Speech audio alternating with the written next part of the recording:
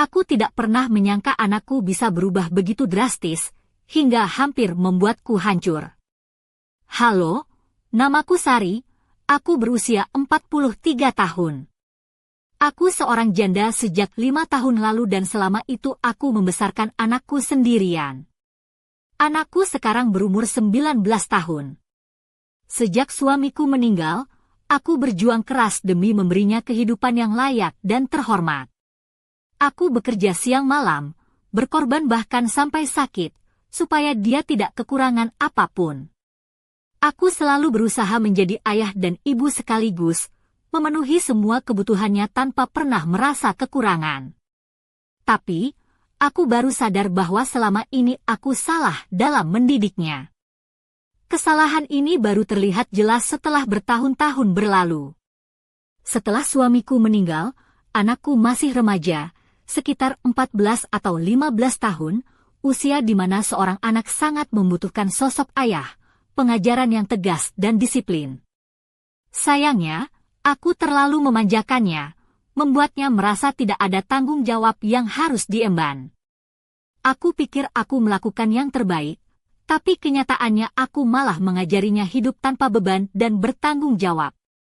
Orang-orang di sekelilingku sering berkata bahwa aku harus lebih tegas, bahwa aku harus membuatnya mengerti arti uang dan kerja keras. Tapi aku tidak bisa. Aku terus memberi uang saku yang besar, padahal pengeluaran sebenarnya sangat sedikit. Misalnya, saat dia ingin pergi jalan-jalan dengan teman-temannya, aku memberinya 2.000 sampai 3.000 rupiah, padahal biaya perjalanan sesungguhnya hanya 200.000 rupiah. Aku lelah bekerja keras hanya supaya dia bisa menghabiskan uang dengan mudah tanpa merasa perlu bertanggung jawab. Seiring waktu, aku mulai melihat perubahan yang mengkhawatirkan. Dia mulai begadang sampai pagi dengan teman-temannya, pulang dengan bau alkohol, dan tidak fokus pada kuliahnya yang sudah memasuki tahun terakhir. Saat di rumah, dia mengurung diri di kamar, bermain game online yang katanya bisa menghasilkan uang, tapi justru membuatnya semakin boros. Aku bahkan sampai menjual perhiasanku untuk memberinya uang. Aku sangat menyesal sekarang. Aku sadar bahwa aku telah gagal mengajarinya nilai tanggung jawab dan hidup mandiri. Aku merasa semua pengorbananku sia-sia karena dia malah jadi pribadi yang tidak peduli dan tidak tahu berterima kasih. Aku tahu aku harus berubah dan memperbaiki cara mendidik anakku sebelum semuanya terlambat, tapi aku belum tahu harus mulai dari mana. Setelah menyadari kesalahanku dalam mendidik anakku, aku mulai berpikir keras bagaimana cara memperbaikinya. Aku sadar bahwa selama ini aku terlalu memanjakan dan menutupi kekurangannya dengan materi, tanpa memberinya pelajaran tentang tanggung jawab dan kemandirian. Aku ingin sekali anakku bisa menjadi pria yang mandiri, yang bisa mengurus dirinya sendiri dan bahkan membantu memikul beban rumah tangga. Namun, kenyataannya jauh dari harapan. Pada suatu pagi yang terik di kota kecilku, Tasikmalaya, aku duduk termenung di dapur rumah kami yang sederhana. Anakku, Raffi, baru saja selesai sarapan, tapi tatapannya kosong dan dingin. Aku mencoba mengajak bicara, tapi ia hanya menjawab dengan singkat dan segera pergi ke kamarnya menutup pintu rapat-rapat. Aku merasa semakin jauh dengannya, seolah ada dinding tebal yang memisahkan kami. Aku ingat ketika suamiku masih hidup, ia selalu menekankan pentingnya kedisiplinan dan kerja keras. Namun, sejak kepergiannya, aku seperti kehilangan arah. Aku bekerja keras demi uang, tapi lupa memberikan batasan dan aturan yang jelas untuk Raffi. Aku selalu takut jika aku terlalu keras, dia justru akan menjauh. Jadi aku memilih untuk memanjakannya, berharap kasih sayang dan materi bisa menggantikan kehadiran ayahnya. Namun lambat laun, aku mulai melihat tanda-tanda yang membuat hatiku sakit. Raffi mulai sering pulang larut malam, kadang dengan bau alkohol dan asap rokok yang menusuk hidung. Dia mulai mengabaikan kuliahnya, bahkan pernah absen tanpa alasan yang jelas. Aku mencoba mengingatkan, Tapi dia selalu membalas dengan marah dan berkata aku tidak mengerti hidupnya. Aku merasa terluka, tapi aku tidak tahu bagaimana harus bersikap. Aku juga mulai memperhatikan perubahan sikapnya di rumah. Dia menjadi mudah tersinggung, sering berteriak tanpa sebab yang jelas, dan terkadang menolak makan walau aku sudah menyiapkan makanan favoritnya. Saat aku mencoba mendekat, dia malah menjauh dan menutup diri. Aku bertanya-tanya, apakah aku sudah gagal total sebagai seorang ibu? Apakah semua pengorbananku sia-sia? Aku berusaha mencari solusi. Aku menghubungi beberapa teman dan saudara, berharap mereka bisa membantu mengingatkan atau memberi nasihat pada Raffi. Namun, semua usaha itu tampaknya sia-sia. Raffi tetap keras kepala dan menolak menerima bantuan siapapun. Aku merasa semakin putus asa dan bingung harus berbuat apa. Suatu hari, aku memutuskan untuk mengambil cuti kerja selama 1 minggu. Aku berharap dengan waktu yang lebih banyak di rumah, aku bisa mencoba memperbaiki hubungan dengan Raffi dan menemukan cara untuk membantunya keluar dari kebiasaan buruk ini. Aku ingin dia tahu bahwa aku peduli dan mencintainya. Tapi aku juga ingin dia memahami bahwa hidup bukan hanya soal kemudahan dan kesenangan semata. Namun, aku tidak pernah menyangka bahwa keputusan ini justru membawa kami ke dalam situasi yang lebih rumit dan menguras emosi. Apa yang terjadi selama minggu itu benar-benar mengubah segalanya dan membuatku mempertanyakan kembali semua yang aku lakukan selama ini sebagai seorang ibu. Aku merasa seperti hidupku dan masa depan anakku berada di persimpangan yang sangat sulit, dan aku tidak tahu jalan mana yang harus aku pilih. Minggu pertama cuti kerjaku dimulai dengan harapan besar. Aku ingin memperbaiki hubungan dengan Raffi, anakku yang mulai menjauh dan berubah sikap. Aku menyiapkan segala sesuatunya dengan hati-hati, mulai dari memasak makanan kesukaannya hingga mencoba mengajaknya ngobrol santai di ruang tamu rumah kami yang sederhana di Tasikmalaya. Namun, kenyataannya jauh dari apa yang aku bayangkan. Hari-hari berlalu dengan suasana yang semakin tegang.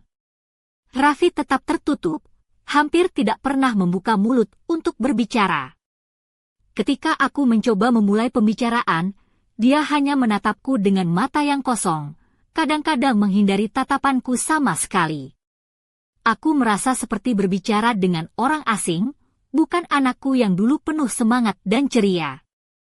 Aku mulai menyadari bahwa masalahnya bukan hanya soal kurangnya kasih sayang atau perhatian dariku, tapi ada sesuatu yang jauh lebih dalam. Raffi mulai menunjukkan tanda-tanda depresi dan pemberontakan yang serius. Dia sering pulang larut malam, dan aku mendengar suara-suara dari kamar yang tidak seharusnya aku dengar, suara musik keras, tawa yang berlebihan, bahkan suara orang asing yang masuk ke rumah kami. Satu malam, aku mencoba masuk ke kamarnya tanpa mengetuk pintu terlebih dahulu. Aku menemukan ponselnya terbuka dan layar menampilkan percakapan dengan seseorang yang tidak kukenal. Kata-kata dalam pesan itu sangat kasar dan tidak pantas, penuh dengan ancaman dan kata-kata yang membuat hatiku hancur. Aku merasa seperti sedang kehilangan anakku sedikit demi sedikit. Aku mencoba menegurnya secara langsung, berharap bisa membuka jalur komunikasi. Namun, reaksinya justru di luar dugaan. Raffi marah besar, membentakku dengan suara yang tajam dan penuh kebencian. Dia mengatakan aku tidak tahu apa-apa tentang hidupnya, bahwa aku terlalu tua dan tidak mengerti zaman sekarang. Kata-kata itu menusuk hatiku lebih dalam daripada pisau tajam. Aku merasa hancur, tapi aku tidak menyerah. Aku tahu aku harus melakukan sesuatu, meskipun aku tidak tahu harus mulai dari mana.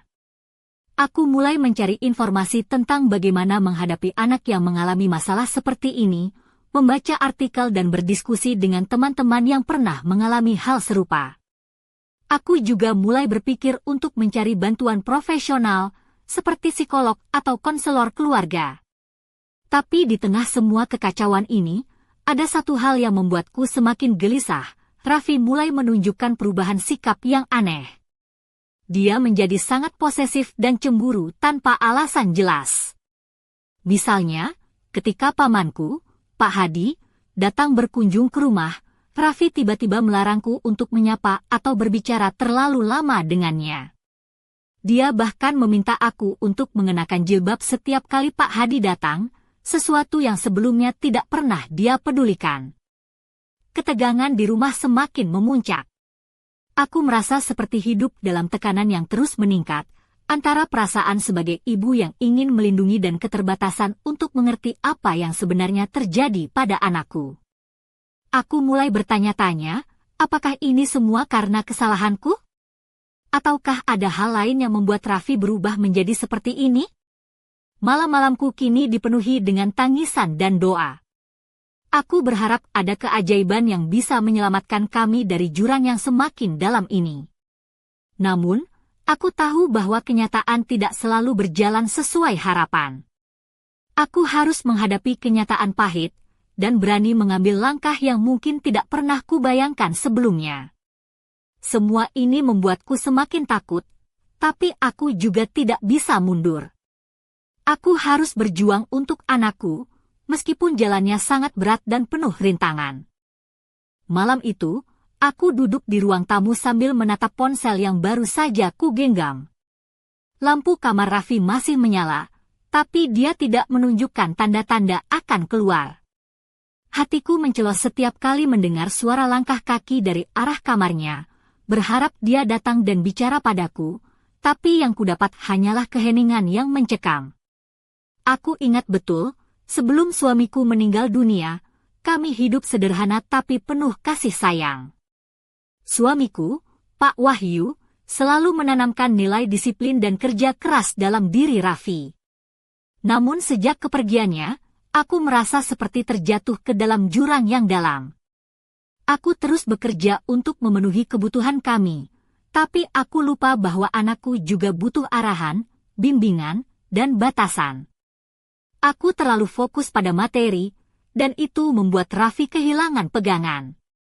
Hari-hari berlalu, dan aku mulai menyadari bahwa Raffi semakin jauh dan berubah menjadi sosok yang asing.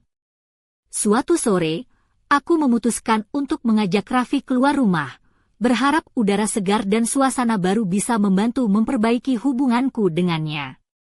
Aku mengajak dia ke Taman Kota Tasikmalaya yang tidak jauh dari rumah kami. Aku mengenakan blus merah muda yang lembut dan celana panjang hitam yang nyaman, dengan sepatu flat yang kuanggap praktis untuk jalan-jalan. Saat kami duduk di bangku taman, aku mencoba membuka pembicaraan. Raffi, nak, ibu tahu selama ini ibu kurang tegas dan mungkin membuat kamu merasa kebebasanmu berlebihan. Tapi ibu hanya ingin kamu jadi orang yang kuat dan bertanggung jawab, kataku pelan, sambil menatap matanya yang sayu. Raffi menatapku sejenak, lalu mengalihkan pandangan ke kejauhan. Ibu, aku merasa terkekang, ibu. Aku ingin hidup bebas, tanpa harus selalu dipantau dan disuruh-suruh, jawabnya dengan suara yang agak datar. Hatiku hancur mendengar itu. Aku ingin memeluknya, tapi aku tahu dia butuh ruang. Aku hanya bisa diam dan mendengarkan, mencoba memahami apa yang sebenarnya ia rasakan. Keesokan harinya, aku kembali ke rutinitas kerjaku, tapi pikiran tentang Raffi terus mengganggu. Aku mulai memperhatikan perilakunya yang semakin aneh. Dia pulang larut malam dengan bau rokok dan alkohol yang kuat. Kadang ia membawa teman-temannya ke rumah, membuat suasana menjadi gaduh dan tidak nyaman bagiku. Aku merasa teralienasi dalam rumahku sendiri. Aku mencoba menegurnya, tapi dia selalu membalas dengan kemarahan dan kata-kata kasar.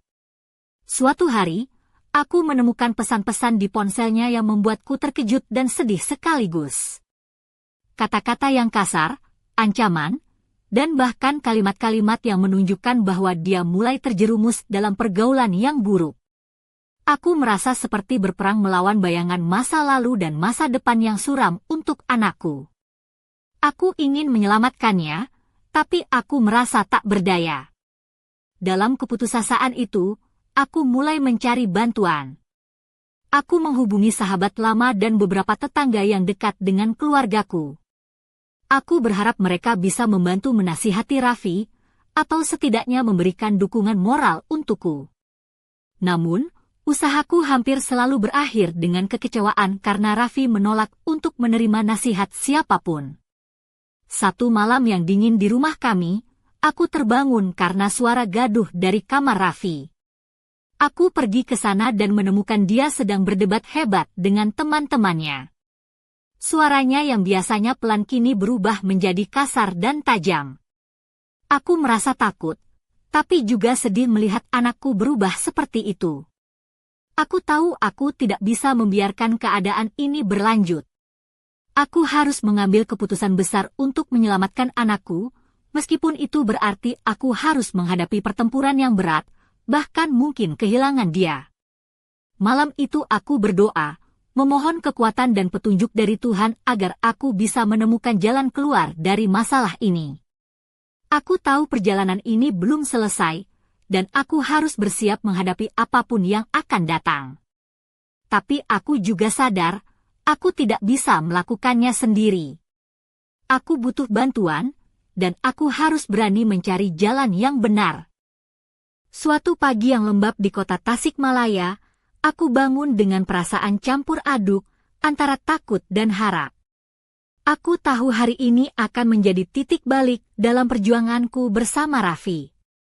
Setelah berminggu-minggu mencoba berbagai cara, aku memutuskan untuk berbicara dengan tegas dan jujur. Aku harus menghadapi kenyataan bahwa Raffi bukan lagi anak kecil yang bisa aku lindungi dengan mudah.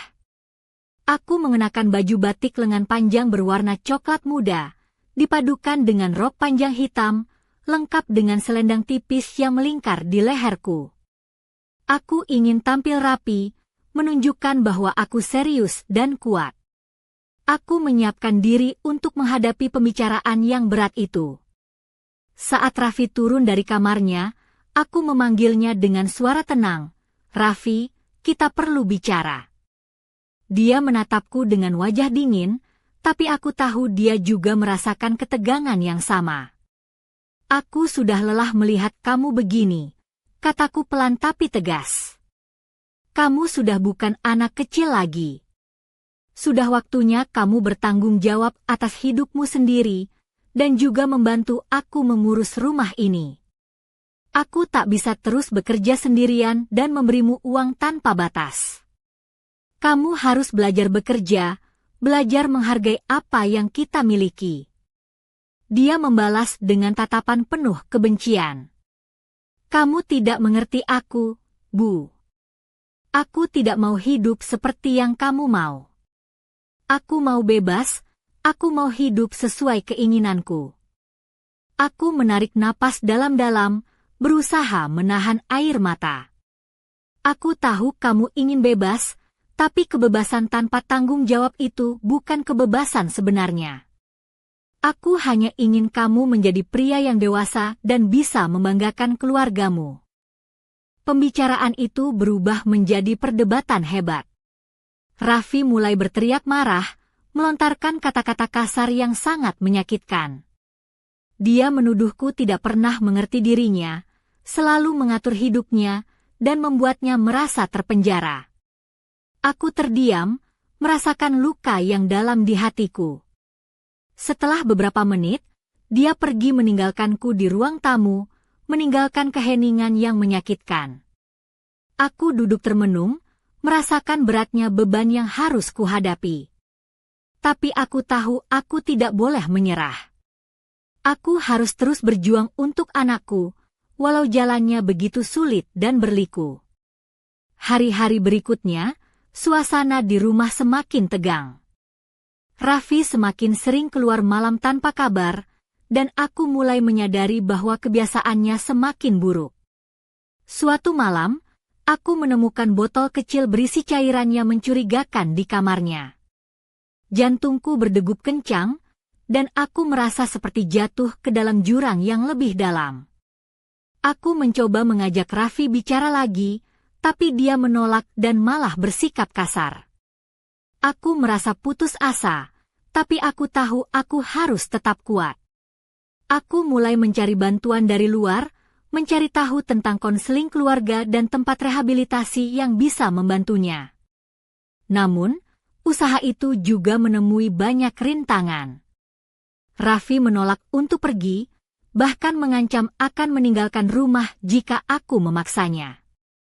Aku merasa seperti terjebak dalam labirin yang tak berujung, di mana setiap langkah yang kuambil justru membawa aku semakin jauh dari tujuan. Dalam keputusasaan itu, aku mulai mempertanyakan segala hal, apakah aku sudah benar dalam menjadi ibu? Apakah aku masih punya kesempatan untuk memperbaiki semuanya? Tapi satu hal yang ku tahu pasti, aku tidak akan menyerah. Aku harus terus berjuang, untuk Raffi dan untuk masa depan kami berdua. Saat aku menulis ini, air mata mengalir di pipiku. Aku berharap ada keajaiban yang bisa menyelamatkan kami. Namun, aku juga sadar bahwa pertarungan ini belum selesai. Masih ada banyak hal yang harus kuhadapi, dan aku harus siap menghadapi apapun yang akan datang. Entah bagaimana, aku bertekad untuk melindungi anakku, walau dunia seakan berbalik melawanku. Aku masih ingat betul malam itu, saat semuanya berubah menjadi sangat berbeda dari sebelumnya. Setelah pertengkaran hebat yang hampir merobek hati kami berdua, aku duduk di sudut ruang tamu, tubuhku terasa lemas dan pikiranku kacau. Aku terkejut, betapa dalam luka yang telah aku ciptakan tanpa sadar selama bertahun-tahun membesarkan Raffi. Aku mulai bertanya-tanya, apakah semua pengorbananku malah jadi penyebab kehancurannya? Aku termenung, mencoba memahami apa yang salah dengan cara aku membesarkan anakku. Selama ini aku selalu pikir memberikan segalanya yang dia mau itu adalah bentuk kasih sayang tertinggi. Aku bekerja keras, aku berkorban tanpa henti supaya dia punya masa depan yang cerah. Tapi ternyata, aku terjebak dalam kesalahan besar. Aku tidak pernah mengajarinya arti tanggung jawab. Aku terlalu memanjakannya hingga dia tak tahu bagaimana berjuang. Aku merasa hancur dan kecewa, tapi di saat yang sama aku sadar bahwa aku tidak bisa terus menyalahkan diri sendiri saja. Aku harus mulai dari sekarang memperbaiki hubungan kami dan membantunya keluar dari jurang yang dia geluti. Namun, aku juga tahu ini tidak akan mudah.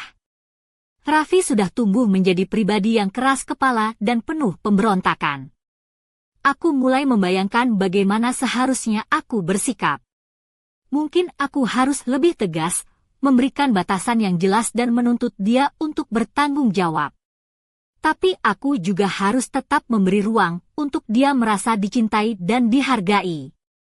Aku harus belajar menjadi ibu yang bukan hanya pelindung, tapi juga guru dan teman yang bisa dia percaya. Terkadang aku membayangkan jika aku bisa memutar waktu, aku akan memperbaiki semuanya sejak dulu. Aku akan mengajarkan dia tentang nilai uang, tentang pentingnya kerja keras, tentang tanggung jawab yang harus dipikul setiap manusia dewasa.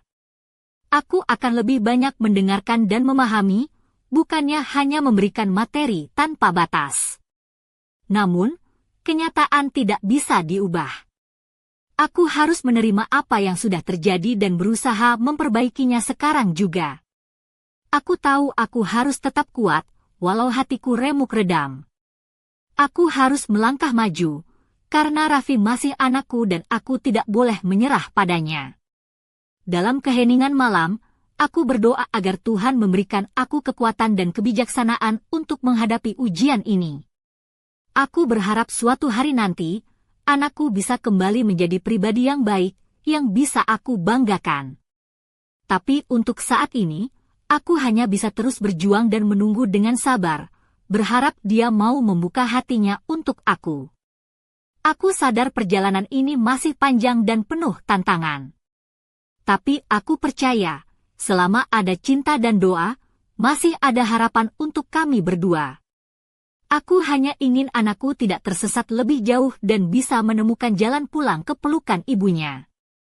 Hari-hari setelah renungan panjang itu, aku mulai mencoba melakukan perubahan dalam cara aku menghadapi Raffi. Aku bertekad untuk tidak lagi memanjakan dia dengan mudah. Aku harus membuatnya sadar bahwa hidup ini penuh dengan tanggung jawab dan konsekuensi. Namun, aku tidak menyangka bahwa usaha kecilku akan berujung pada kejutan yang sama sekali tak kuharapkan. Suatu sore, ketika aku sedang membersihkan rumah, aku menemukan sesuatu yang membuat darahku berdesir. Di meja kamarnya, tersembunyi di balik tumpukan buku kuliah, ada sebuah amplop berwarna coklat yang agak lusuh. Aku membukanya dengan hati-hati, dan di dalamnya kutemukan beberapa lembar surat dan foto-foto yang membuat jantungku berdetak kencang. Foto-foto itu menunjukkan Raffi bersama seorang perempuan muda yang tidak kukenal. Mereka tampak sangat dekat, bahkan dalam beberapa foto mereka tampak berpelukan dengan mesra. Surat-surat itu berisi pesan-pesan yang penuh dengan kata-kata cinta dan janji-janji manis, sesuatu yang benar-benar asing bagiku selama ini. Aku terkejut dan bingung. Siapa perempuan itu? Bagaimana dia bisa masuk ke dalam kehidupan Raffi yang selama ini aku pikir hanya soal kuliah dan teman-temannya? Apa hubungannya dengan perubahan sikap Raffi yang semakin sulit diatur? Ketika aku mencoba bertanya pada Raffi tentang perempuan itu, dia menolak menjawab dan malah marah besar. Dia mengusirku dengan kata-kata kasar, mengatakan bahwa aku tidak berhak tahu tentang kehidupannya.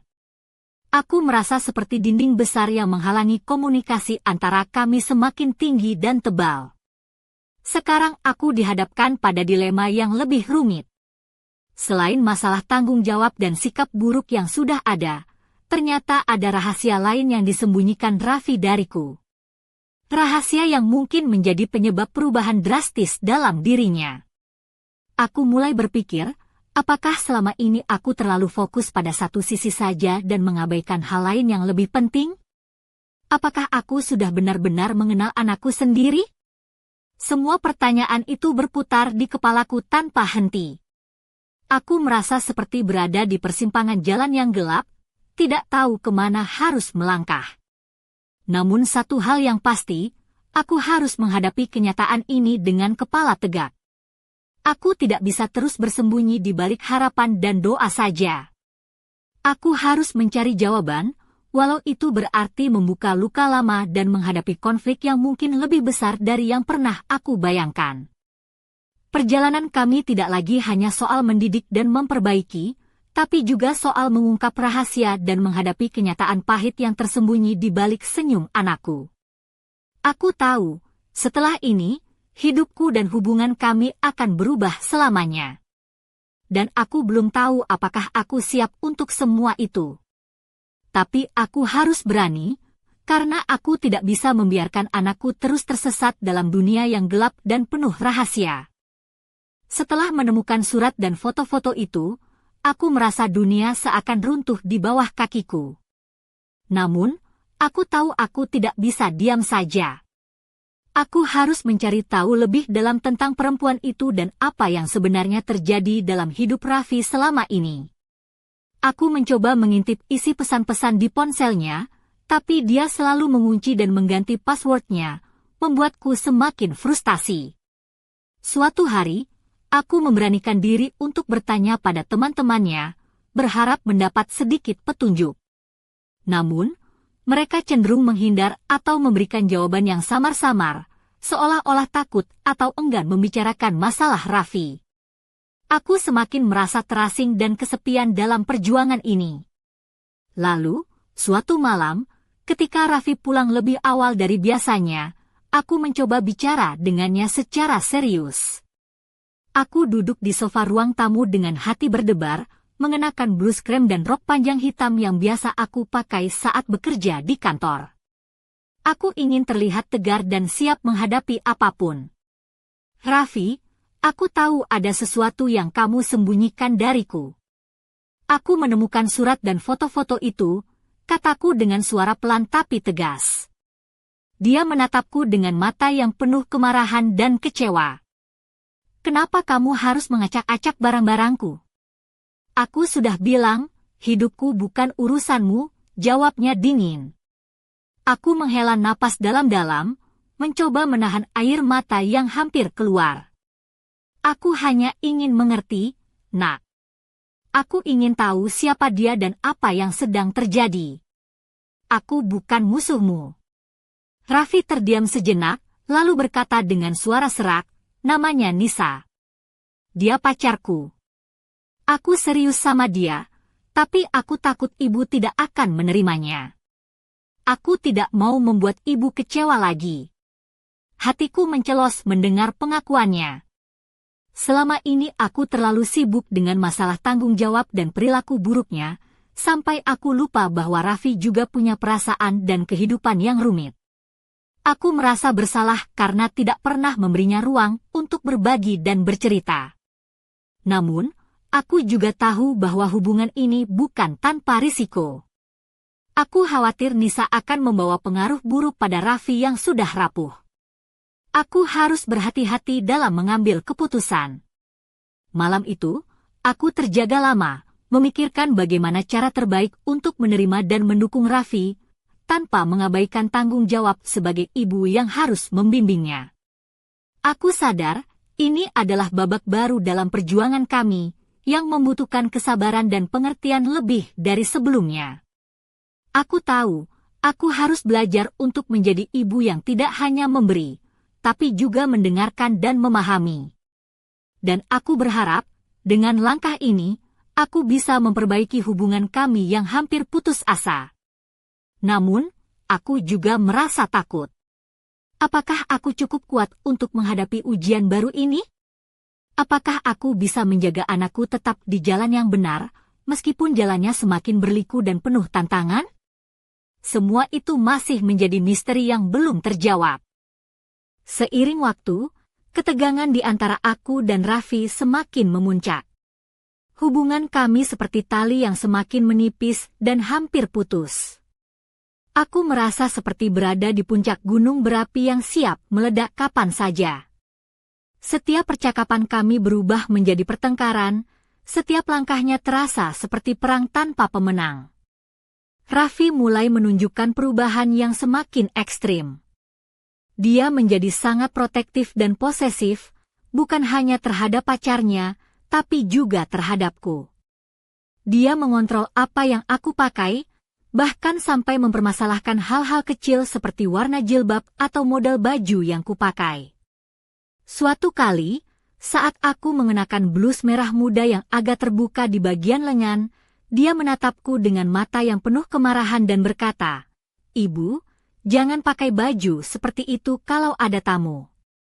Itu tidak sopan." Aku merasa terperangkap dalam situasi yang membingungkan. Di satu sisi, aku senang Raffi mulai peduli dan menunjukkan rasa sayang yang sebelumnya tak pernah aku rasakan.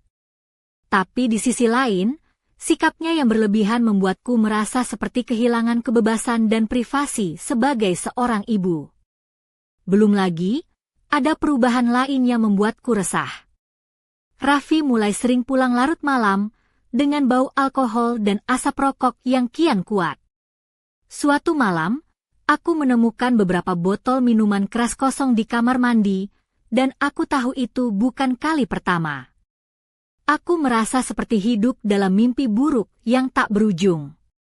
Aku mencoba mengingat kembali semua pengorbanan dan perjuangan yang telah aku lakukan untuknya.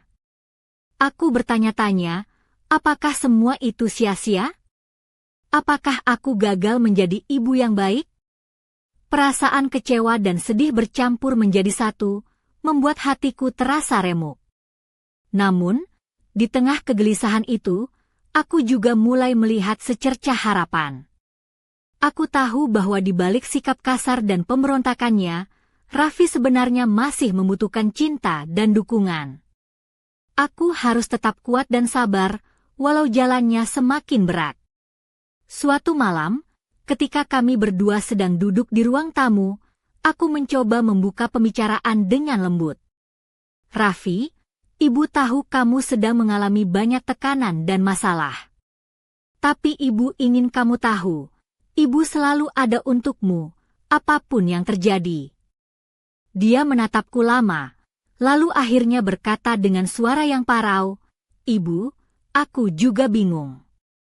Aku merasa terjebak antara ingin bebas dan rasa tanggung jawab. Aku takut mengecewakan ibu, tapi aku juga ingin hidup sesuai keinginanku.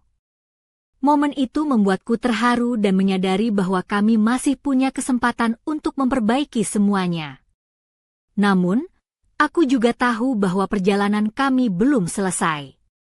Masih ada banyak rintangan dan pertarungan yang harus kami hadapi bersama. Aku berharap, dengan saling memahami dan mendukung, kami bisa melewati masa-masa sulit ini. Tapi aku juga sadar, kehidupan tidak pernah mudah, dan kadang-kadang bahkan cinta pun diuji dengan cara yang paling menyakitkan. Aku menunggu dengan sabar, berharap suatu hari nanti kami bisa menemukan kedamaian dan kebahagiaan yang selama ini kami cari. Namun, aku tahu, cerita kami belum berakhir di sini. Masih ada babak baru yang menunggu untuk terungkap, dengan kejutan dan misteri yang mungkin akan mengubah segalanya. Malam itu, udara di rumah kami terasa begitu berat, penuh dengan ketegangan yang tak terlihat namun sangat terasa. Aku duduk di ruang tamu mengenakan kaftan panjang berwarna biru tua, rambutku yang mulai beruban kusisir rapi, mencoba menenangkan diri dari badai emosi yang terus bergolak. Raffi duduk tak jauh dariku, wajahnya tampak letih dan penuh beban yang tak bisa ia ungkapkan dengan kata-kata. Kami berdua terdiam, seolah menunggu sesuatu yang tak pasti. Aku tahu bahwa segala yang terjadi selama ini bukan hanya masalah remaja yang memberontak, tapi ada luka dalam yang jauh lebih dalam dan rumit. Aku merasakan ada sesuatu yang disembunyikan, sesuatu yang bisa mengubah segalanya. Tiba-tiba, dengan suara serak dan penuh kejujuran, Raffi berkata, "Ibu, aku punya sesuatu yang harus aku ceritakan. Aku takut, tapi aku tidak bisa terus membohongi ibu." Hatiku berdegup kencang. Aku menatapnya dengan penuh perhatian, siap mendengarkan apapun yang akan ia ucapkan. Kata-katanya berikutnya membuat jantungku seakan berhenti berdetak. Aku sudah melakukan hal-hal yang sangat salah. Aku terjerumus dalam dunia yang gelap, bukan hanya soal pacar atau kenakalan remaja. Aku sudah mulai bergaul dengan orang-orang yang tidak baik, dan aku terlibat dalam sesuatu yang bisa menghancurkan hidupku dan hidup kita semua, katanya dengan mata berkaca-kaca. Aku terpana. Semua ketakutan dan kekhawatiran yang selama ini kurasakan tiba-tiba menjadi nyata. Aku merasa seperti jatuh ke dalam jurang yang lebih dalam dari sebelumnya. Namun, di balik rasa takut itu, ada tekad yang menguat dalam diriku. Aku harus menjadi ibu yang kuat, yang bisa menyelamatkan anaknya dari kegelapan itu. Raffi, terima kasih sudah jujur. Apapun yang terjadi, ibu akan selalu ada untukmu. Kita akan cari jalan keluar bersama, asalkan kamu mau berjuang dan berubah, kataku dengan suara penuh kasih sayang namun tegas. Malam itu menjadi titik balik bagi kami. Aku menyadari bahwa perjalanan ini belum berakhir, bahkan mungkin baru saja dimulai. Ada banyak pertarungan yang harus kami hadapi, banyak luka yang harus disembuhkan, dan banyak rahasia yang harus diungkap. Tapi aku yakin, selama kami bersama dan saling mendukung, tidak ada yang mustahil. Namun, di balik semua itu, ada misteri yang masih belum terpecahkan. Apa sebenarnya dunia gelap yang telah menarik Raffi? Sejauh mana dampaknya terhadap hidup kami? Dan apakah aku cukup kuat untuk menghadapi semua itu? Pertanyaan-pertanyaan itu terus menghantui pikiranku, membuatku tidak bisa tidur dengan tenang. Tapi aku tahu, aku harus siap menghadapi apapun yang akan datang. Karena itulah arti menjadi seorang ibu, berjuang tanpa lelah demi anak yang kita cintai, walau dunia seakan berbalik melawan kita. Perjalanan kami belum selesai. Dan aku yakin, kisah ini akan terus berlanjut, dengan babak baru yang penuh tantangan dan harapan. Aku hanya bisa berdoa, Semoga aku dan Raffi bisa menemukan cahaya di ujung gelap yang mengelilingi kami sekarang.